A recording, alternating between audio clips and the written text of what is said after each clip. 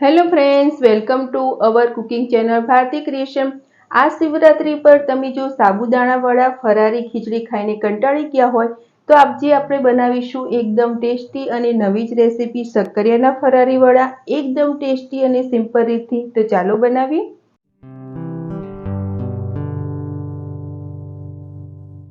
Shivratri special શક્કરિયાના ફરારી વડા બનાવવા માટે આપણે 1 કપ જેટલો મોરૈયો લીધો છે, જેને આપણે સામા ચાવલ પણ કહીએ છીએ।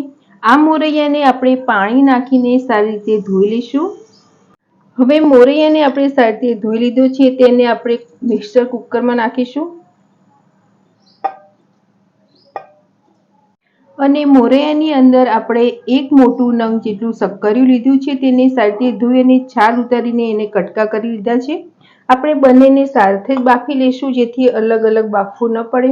અને હવે આમાં જેટલું પણ આપણે મોરૈયો લીધો છે તેનાથી ડબલ પાણી લઈશું।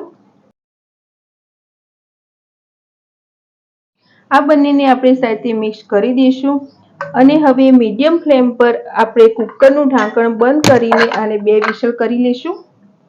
જે મોરૈયો અને શક્કરિયાને બાફવા માટે મૂક્યા હતા તે 2 વિસલમાં સરસ રીતે બફાઈ ગયા છે। હવે આ મિશ્રણને આપણે મિક્સિંગ બાઉલમાં લઈ લઈશું। આપણે જોશું તો 2 વિસલમાં સરસ રીતે બફાઈ જાય છે। સહેજ ગરમ હશે ત્યારે જ આપણે આને ચમચાની મદદથી આ રીતે મેશ કરી લઈશું, જેથી મોરૈયો અને શક્કરિયા બે એકદમ સરસ રીતે મિક્સ થઈ જાય।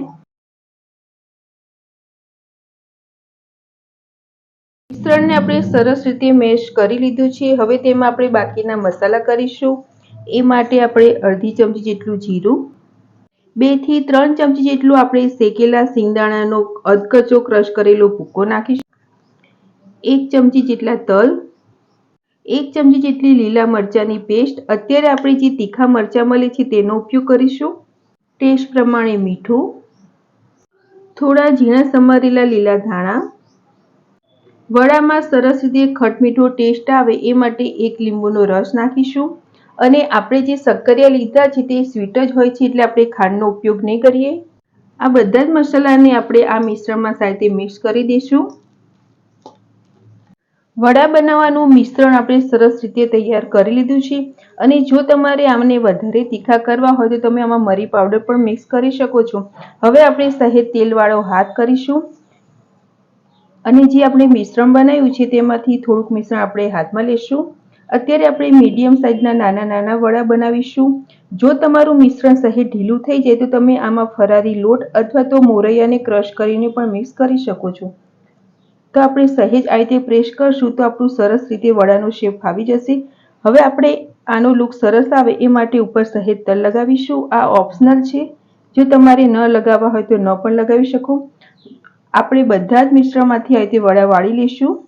બધા જ વડાને આપણે સરસ રીતે વાળી લીધા છે। હવે આ વડાને આપણે ડીપ ફ્રાય કરીશું। વડાને તળવા માટે આપણે તેલ ગરમ મૂકી દીધું છે। તેલ સરસ રીતે ગરમ થઈ ગયું છે। તેમાં હવે આપણે જે વડા કરીને રાખ્યા છે તે મૂકીશું અને ગેસની ફ્લેમ આપણે મીડિયમ જ રાખીશું, જેથી તે સરસ રીતે તળાઈ જાય। આ વડાને નાખીને આપણે તરત જ નહીં પલટાવી, એકાદ મિનિટ જેવું રહેવા દઈશું અને પછી તેને ઝારાની મદદથી પલટાવીશું। વડાને આપણે 2 થી 3 મિનિટ માટે મીડિયમ ફ્લેમ પર બંને બાજુથી સરસ ગોલ્ડન બ્રાઉન થાય તેવા તળી લીધા છે અને આ વડા સરસ રીતે ફૂલાઈને તળી ગયા છે। હવે જે બીજા વડા છે તેને પણ આ રીતે આપણે તળી લઈશું। તો ફ્રેન્ડ, એકદમ ક્રિસ્પી અને ટેસ્ટી ચટપટા શક્કરિયાના ફરારી વડા તૈયાર છે। તમે વડા તો બહુ બનાવ્યા હશે, પરંતુ આ વખતે શિવરાત્રી પર આ વડા તમે એકવાર જરૂર ટ્રાય કરજો, ખૂબ જ ટેસ્ટી બને છે। મેં તેને અત્યારે ફરારી ચટણી જોડે સર્વ કર્યા છે।